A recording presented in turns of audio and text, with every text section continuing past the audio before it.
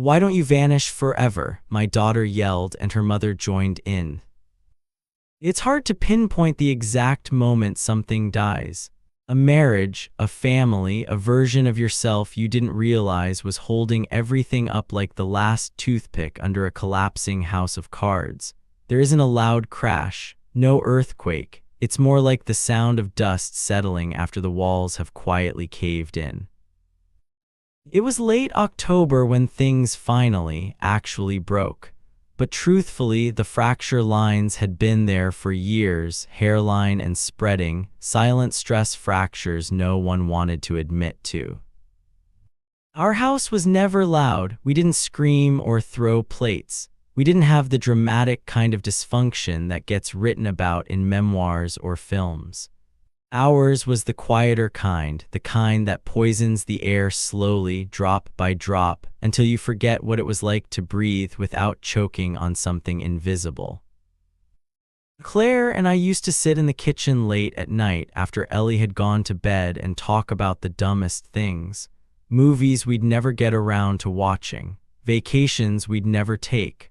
For a while, those nights were the last tether warmth in the static. But even that faded until all we had left between us were logistics and sighs. I think I started disappearing before Ellie asked me to. I left in tiny ways. I stayed longer at work. I slept facing the other side of the bed. I offered fewer opinions because I knew they'd become arguments. I tried to stay still as if stillness could save something that was already rotting beneath the surface. That night, the night it happened, everything felt off in this oddly specific way. The air in the house had a certain thickness to it, like it was holding its breath. Ellie was at the dining table, headphones in, scrolling her phone.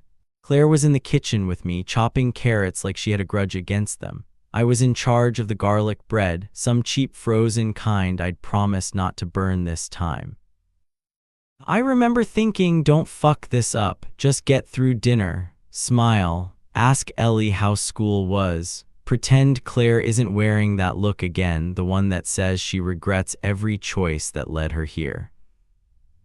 The oven beeped. I opened the door and smoke poured out. I must have set the timer wrong, or maybe the oven ran hot. Maybe I was just too distracted. The bread was black on the edges, curling like burnt paper. I cursed under my breath and reached for a towel to wave away the smoke. The alarm started up almost immediately, sharp and shrill, slicing through the tension like a knife through glass. Claire didn't say anything at first, just stood there, knife in one hand, her other pressing against her temple like the noise was burrowing into her skull. "Oh my God," Ellie muttered, pulling out a headphone. "Seriously." I tried to fix it. I waved the towel, yanked the window open, hit the reset button on the detector. It was one of those clunky moments where you feel like the stupidest man alive, like every cell in your body is screaming you can't even manage garlic bread. It was pathetic. I could feel the heat on my face, from the oven, from shame, from the 1,000 other invisible things pressing in. And then I laughed, not a joyful laugh, not even a sarcastic one, more like a short, desperate burst of sound that slipped out before I could stop it. The kind of laugh that means I have nothing left. That's when Ellie looked up, her face hard, older than 13 should allow. She had that tilt to her head, the one she inherited from Claire, the one that made you feel like you were something stuck to the bottom of her shoe. "Why don't you vanish forever?" she said. I didn't hear it at first, or maybe I just didn't understand it. "What?" I asked, the towel still in my hand, the beeping finally silenced. "You heard me." Her tone was flat, rehearsed almost. "Why don't you just vanish forever?" There's a sound that goes off in your chest when someone you love says something that cuts too deep. Like a car crash you didn't see coming. My brain couldn't catch up. I looked at her, this girl I once held against my chest when she had night terrors, this child whose first word was "Dada," whispered in the dark. She was staring at me like she hated me. Not just annoyed, not just angsty teen angry, hated me. Claire, who'd been silent until then, didn't even blink. She didn't reach for Ellie, didn't say anything like "that's enough" or "don't talk to your father that way." She didn't defend me or correct her or look shocked. Instead, she looked at me and said, "Maybe that's the best idea I've heard all year." Just like that, calm, almost casual. And I swear to God, that moment split me in two. I didn't yell, didn't scream back. I didn't break anything or slam the door or call them ungrateful. I just stood there, holding the towel like it was the last thing tethering me to the floor. My throat was thick, dry. My vision blurred a little, but I didn't cry, not in front of them. Ellie turned her attention back to her phone like I was already gone. Claire went back to slicing carrots, the blade thunk-thunk-thunking against the cutting board like a goddamn metronome marking the rhythm of my collapse. I left the house without saying a word. I didn't even take my jacket, just grabbed my keys and stepped into the night, my skin immediately prickling from the cold.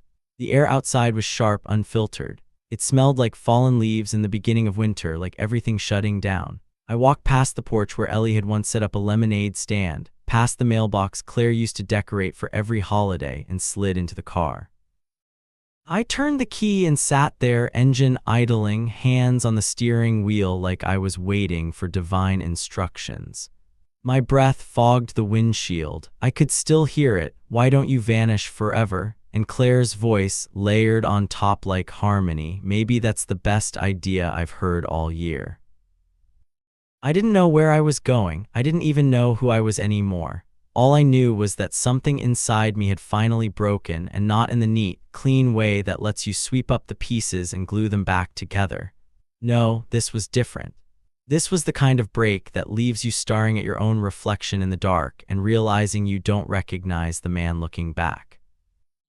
I drove nowhere in particular, just far enough that I couldn't see the house in my rear view anymore. Far enough that I could pretend, for a few miles at least, that I wasn't the ghost of someone they used to love. Maybe I had been vanishing for a long time. Maybe I just finally finished the job. I didn't go far that first night, just parked the car behind the old library downtown, like muscle memory dragged me there. The brick was crumbling, vines coiled thick around the sides like nature was trying to strangle it back into the dirt. It was closed, of course. Everything was. It was late, past dinner, past forgiveness, past the point of turning around. I killed the engine. Sat there in the stillness with nothing but the soft ticking of the engine cooling and the silence that comes after a life finally stops pretending to work. The car smelled like old coffee and stale fries from a week ago. Ellie had spilled her drink in the back seat last month. The faint syrupy sweetness still lingering in the upholstery like some cruel memory of when she still rode with me. I turned off the lights and leaned back in the seat, the chill from the windows slipping through my shirt and pressing against my skin like cold hands. I didn't sleep, not really, just drifted in and out of that gray zone where the body forgets it's supposed to rest. My neck ached. My spine folded weird. I kept replaying the moment, her voice, the words, the weight of them. "Why don't you vanish forever?" And Claire, Christ, I could forgive a lot, but that moment was something else. Not rage, not even resentment. Just the clean, surgical indifference of someone who had made peace with letting you go a long time ago. By morning, my phone had 2% battery. One missed call, Claire. No message. Maybe it was accidental. Maybe she wanted to say something. Maybe she didn't. I didn't call back. I watched the battery die like it was my last connection to the version of my life that had just burned down. Then I put the phone in the glove compartment. I haven't looked at it since. I started moving by instinct. Found a 20 folded in the glove box and used it to buy gas station coffee and a ham sandwich that tasted like cardboard regret. I shaved in a rest stop bathroom using cold water and a razor with rust on the edge. I looked at myself in the mirror under the fluorescent light and barely recognized the man staring back. Red eyes, graying stubble, something hollow behind the expression, like a photo someone had started to erase from the inside out. I drove aimlessly the first few days, slept in the car mostly, tried to stay invisible. Libraries during the day, supermarket parking lots at night. Places where no one asked questions. I didn't talk to anyone, just existed. A shadow, a ghost, a man slowly slipping through the cracks of his own life. The lowest point, I think, was on the fifth night. I was parked outside a diner, half hoping someone would come knock on the window and tell me to move along just so I could feel something. A cop, a security guard, anyone. Instead, no one came. The world didn't care that I'd vanished. I thought about checking into a motel, but that would mean committing to something, a place, a night, a cost. I wasn't ready for that. I watched the lights in the diner blur behind the fog of my breath. There was a little boy inside, maybe 7 or 8, laughing as he dipped a fry into a milkshake.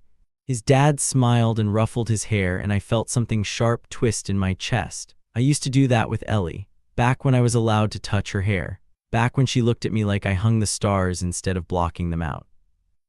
That night I wrote my first list. I found a notebook under the passenger seat, a promotional giveaway from some conference I barely remembered attending. I wrote, "Things I hate about myself. I stay too long. I apologize when I'm angry. I avoid conflict until it kills me. I let Ellie talk to me like that. I wasn't brave enough to leave sooner. I thought love would come back if I just waited long enough." The next morning, I tore the page out and burned it with a lighter I found in the glove box. I didn't smoke. I didn't even know where it had come from. But watching the paper curl into ash felt like the closest thing to a ritual I had. Eventually, I got a job at a supermarket 2 towns over, loading pallets, organizing stock, working graveyard shifts where no one looked you in the eye unless they had to. I didn't tell them where I was staying. No one asked. I kept my head down, took the cash, slept in the car on weeknights, and splurged on a motel room on payday. The kind with scratchy sheets and water-stained ceilings and a front desk clerk who didn't care why you only ever stayed for a single night. One evening, while waiting in line at the corner shop for a microwavable dinner, I met Maya.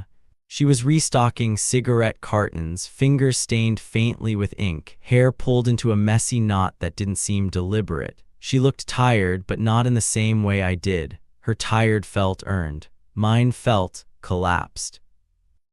She caught me staring at the sandwich in my hand for too long and said, "It's not that bad. The bread's stale, but the cheese is real."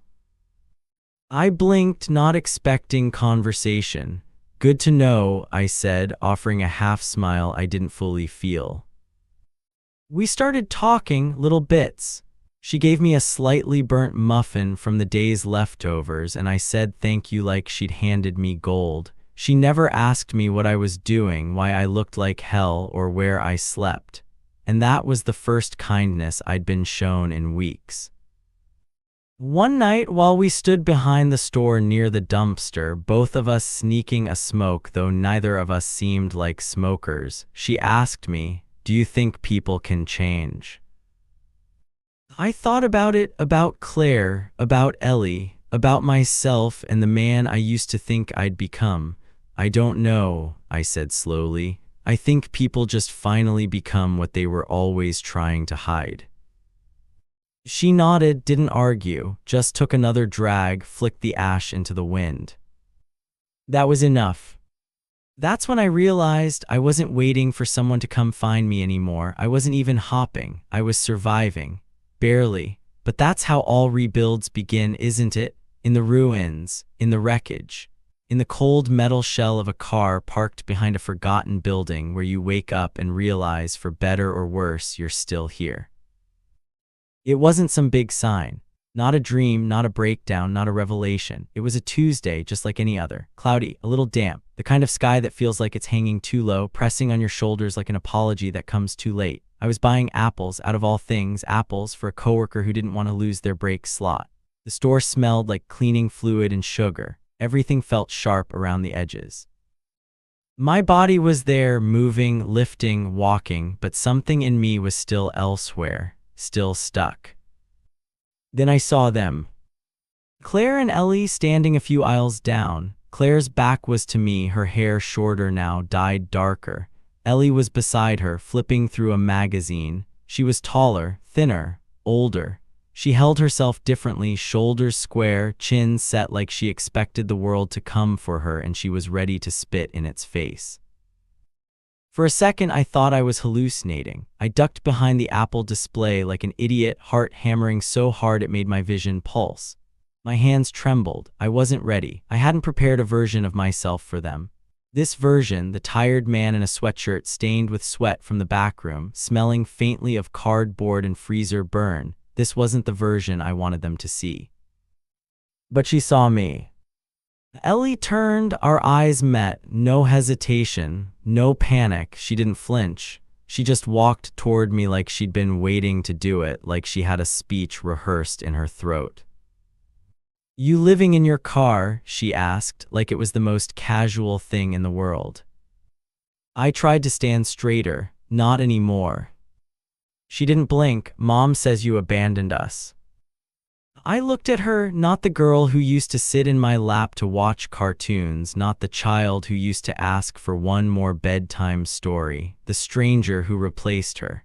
I said, "Did I, or did I just finally listen when you told me to go?" That stopped her for a second, her lips pressed together, her jaw clenched. Claire had walked up by then, caught the last bit, and froze beside her. "We didn't mean for you to disappear," Claire said. Her voice was softer than I remembered, quieter, but not apologetic. "You both said it," my voice cracked. "I didn't care, and I believed you."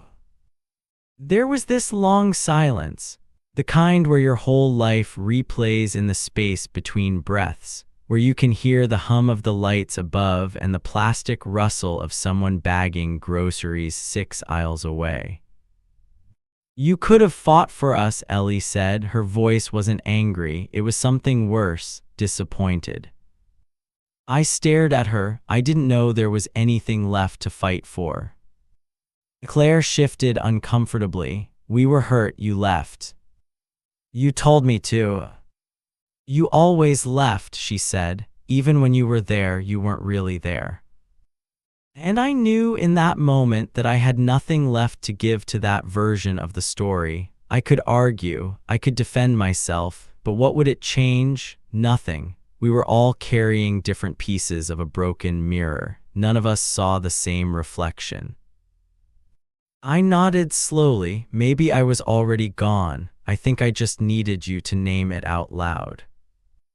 Ellie blinked fast, maybe to hold back tears, maybe from rage. Claire just looked tired. She didn't say anything else. Neither of them did. So I turned. I left the apples, walked out the automatic doors with the wind slapping me in the face like cold water. And this time, unlike the night I first left, I didn't feel hollow. I felt something else. Lighter maybe, not in a joyful way, just empty of denial. And that's when it hit me. I hadn't run away that night. I had obeyed. And now I was walking away on my own terms.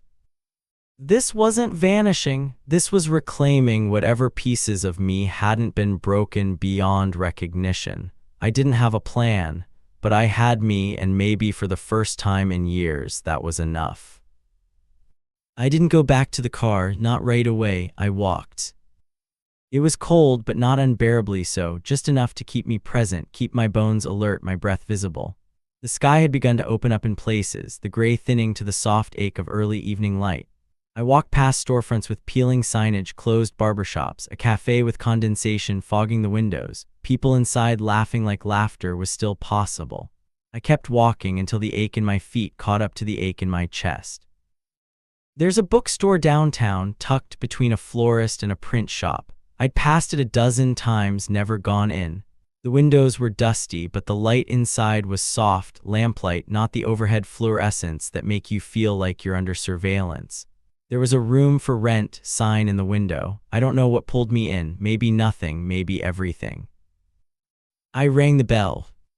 The guy behind the counter looked like he hadn't moved in 20 years. Thick glasses, beard down to his collar, a look that said he wasn't here to judge anyone. I pointed to the sign. Still available. He blinked, glanced up, nodded. "It's above the store. You pay cash, you don't make noise, you don't bring trouble. You got that?" "Yeah," I said, "I got that." It wasn't much, a bed, a small desk, a cracked window that whistled when the wind was right. But it was mine, and there was something sacred in that. No history in the walls, no expectations, no voices raised or withheld, just quiet. The first morning I woke up there, I stood barefoot on the cold wood floor and let the sun hit my face through the crooked blinds. I didn't know what came next. I just knew I'd survived that. Whatever that had been, marriage failure, a moment of collapse that had felt like the end but maybe was. I got a new job, this time at a plant nursery on the edge of town. They didn't care about my story. They needed someone who could lift bags of soil and water the seedlings without drowning them. That's what I did, day by day, row by row. Plants don't talk back, they don't lie, they don't resent you. They either grow or they don't, and when they die, they do it honestly. Maya stopped by the bookstore one afternoon. She said she'd seen me through the window and figured it was either me or someone who looked like they'd been through the same kind of storm. We drank tea on the steps. She didn't mention Claire or Ellie. I didn't bring them up. We talked about weather, about music, about the weird quiet of small towns and how it hums under your skin if you stay still long enough. She asked me once if I was okay now. I said no, but I'm less not okay. She nodded. That was enough. I started painting again, terrible, abstract things, just colors and shapes and smears that felt like emotions when I couldn't say them out loud. I tacked them to the walls like reminders. You're still here. You're still trying. That's something. Ellie texted one night, no punctuation, just, "I saw a cat that looked like yours." I stared at the message for 20 minutes before typing. "He still sleeps too much." She replied with a smiley face, no more than that, but it was a beginning. The texts came more often after that, not warm, not soft, but present. She was checking the thread, keeping it alive. Some part of her still wanted to know if I was there on the other end of the line. Last week she wrote, "You seem better." I didn't know what to say for a while. I started typing and deleting. Eventually I just wrote, "I'm trying." Because that's the truth. I still wake up some nights with her voice in my head. Why don't you vanish forever? It's softer now, more echo than knife. I still carry that night in my bones, in the way I flinch when someone raises their voice, in the way I hold my breath before checking my phone. But I don't carry it alone. I carry other things now too. Sunlight through dusty blinds, Maya's laugh, the smell of wet soil and lavender, the sound of my own breath, slow and steady, in a room no one can take from me, a message from my daughter that doesn't feel like a weapon. I don't know what comes next, but I know who I am, and for the first time in a long time, that's not a burden. It's a beginning.